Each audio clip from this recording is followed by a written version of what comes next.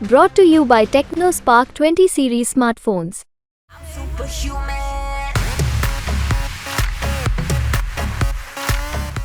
उत्तर प्रदेश की जेल में एक और माफिया की मौत हो गई।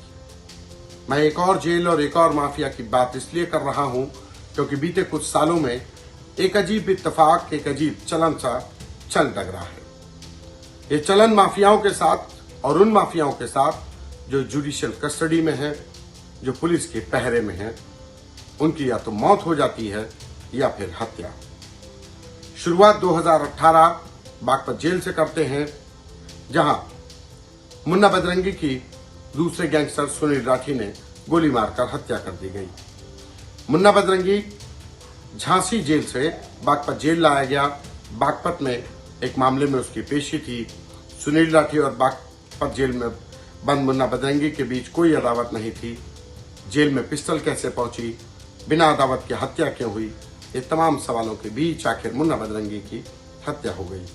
ये अलग बात है कि मुन्ना बजरंगी की पत्नी सीमा सिंह ने इस कांड से पहले आरोप लगाया था कि झांसी जेल में मुन्ना बजरंगी की हत्या की साजिश रची जा रही है। इसके बाद चित्रकूट जेल में गैंग वॉर हुआ, जिसमें पश्चिमी उत्तर प्रदेश का कभी इनामी बदमाश रहा मुकीम काला, मिराज और अंशु दीक्षित मारे गए।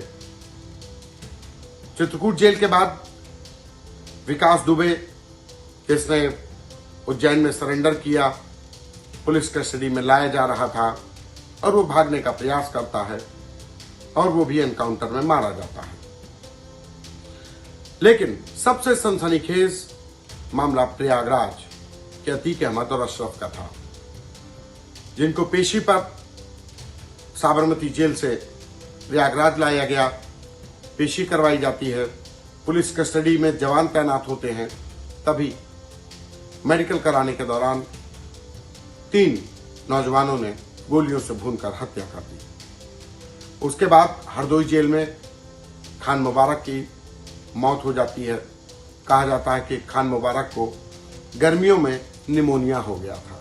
खान मुबारक के बाद मुख्तार अंसारी की भी मौत हो गई। कहा गया कि हार्ट अटैक था। यह अलग बात है कि मुख्तार अंसारी खुद तमाम वीडियो कॉन्फ्रेंसिंग के दौरान हुई पेशी में लिखा पढ़ी में भी उसने कहा कि उसे स्लो पॉइजन दिया जा रहा है। परिवार वालों से जब बातचीत हुई तब भी कहा कि उसे स्लो पॉइजन दे दिया गया है, उसी के चलते वो बीमार रह रहा है। और परिवार भी अब इस मौत के बाद एक सोची समझी साजिश के तहत हत्या का आरोप लगा रहा है। तो ये वो तमाम इत्तेफाक है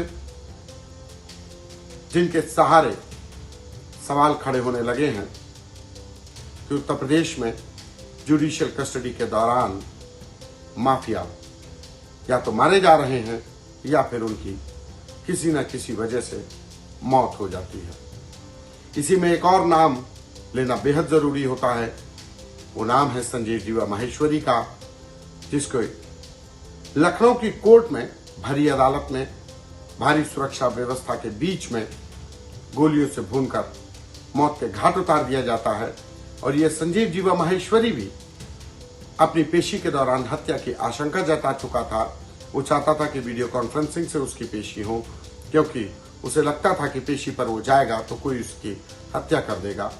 बहरहाल हुआ भी वही।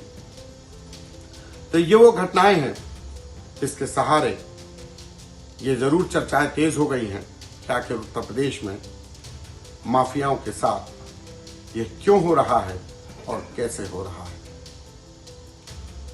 यूपी तक में इतना ही। दीजिए मुझे इजाजत। नमस्कार।